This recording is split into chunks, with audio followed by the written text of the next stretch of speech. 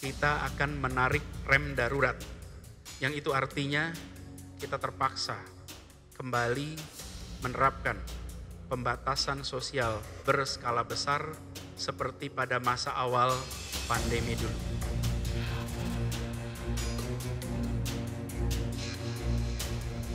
Baru saja masyarakat bisa bernafas lega sejak diberlakukannya new normal pada bulan Juni lalu.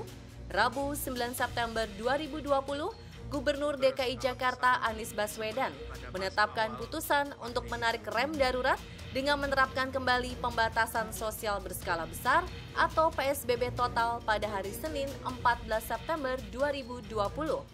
Keputusan itu dikeluarkan lantaran melihat kondisi Jakarta semakin gawat, mengacu pada penyebaran virus corona yang semakin tak terkendali, hingga pasien positif COVID-19 terus bertambah.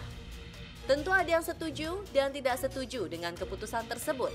Namun, mau tak mau, suka tak suka, tindakan itu harus dilakukan demi menekan angka bertambahnya pasien positif COVID-19. Dengan adanya PSBB itu tidak akan bisa merubah semuanya sih, kata gue. Harusnya kalau mau dari awal diterapin benar-benar berskala besar-besaran. Jadi sekarang tuh kita tinggal nikmatin aja gitu kan. Kenapa harus ada PSBB yang kedua gitu. Ya sebenarnya kita berat ya, karena jujur seperti saya yang single parent, yang tidak punya suami, yang tidak ada pekerjaan, itu tambah berat lagi. Kenapa pemerintah melakukan PSBB lagi, kenapa tidak dilakukan tindakan aja yang melanggar hukum itu ditindak atau didenda, itu akan takut.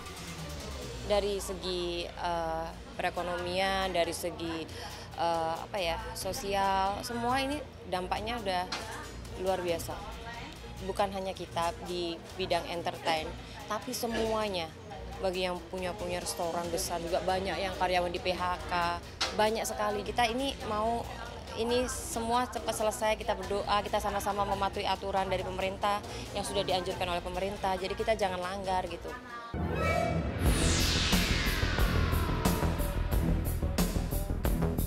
Keputusan apapun yang diambil, termasuk diberlakukannya PSBB Jilid 2, tentu menimbulkan pro dan kontra di masyarakat. Lantas, bagaimana kondisi sebenarnya penyebaran corona saat ini? Dan apakah Indonesia bisa terbebas tanpa vaksin atau obat COVID-19?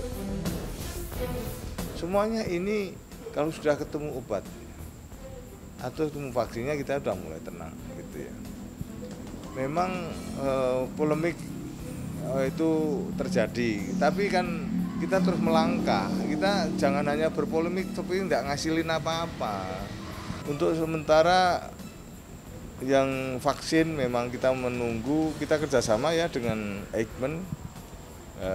Awal tahun depan itu insya Allah itu baru nanti ada uji klinis. Ya, jadi sebetulnya apa yang kita miliki saat ini, senjata kita saat ini adalah 3T dan 3M. Ya, 3T. Apa itu 3T dan 3M? Yaitu tes PCR, trace, jadi kontak telusur, dan treat, yaitu mengobati. Jadi ini adalah sebetulnya yang dilakukan oleh negara seperti Cina misalnya.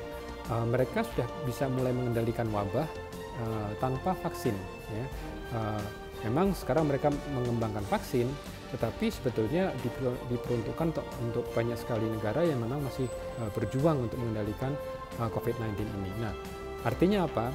Secara teoritis pun kita bisa dengan 3T dan juga 3M. Ya, kalau 3T adalah tanggung jawab pemerintah, dan kita sebagai masyarakat harus melakukan 3M.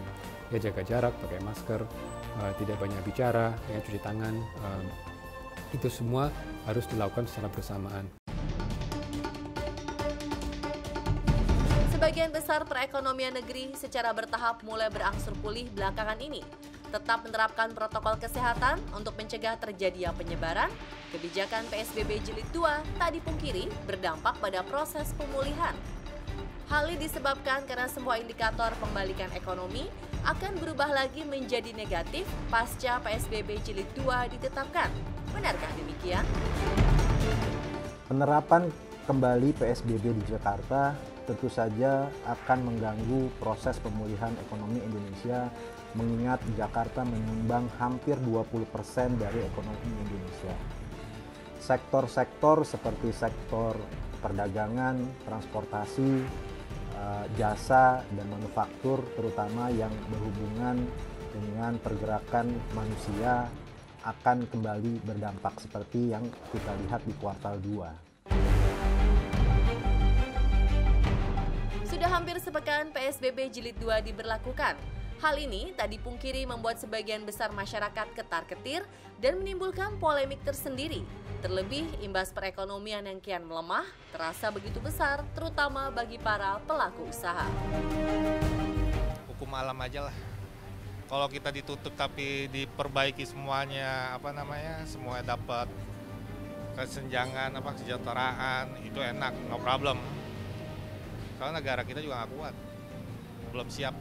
Sepertinya sudah punah lagi harapan itu, apalagi total ya kan, ngandelin orang kantor, katanya kantor harus kerja di rumah ya kan, terus boleh jualan, siapa yang mau makan ya kan, gitu. Walaupun dibungkus, yang mau bungkus siapa, yang ada pemiliknya dibungkus. Kalau gue sih kasihannya kayak kan ada nih di kantin-kantin sekolah biasanya jualan ya kan, sekarang nggak bisa karena anak-anak nggak ada yang sekolah. Terus kayak gue sih mikirin yang jualan-jualan itu aja sih. Harusnya ke perkantoran, biasanya kan makan siang pada keluar semua ke kantin. Sekarang nggak ada yang mau beli, siapa yang mau beli? Orang nggak boleh keluar, gitu. Orang nggak boleh kerja. Karena memang dari dulu kan aku udah pernah susah, jadi aku nggak kaget lah gitu.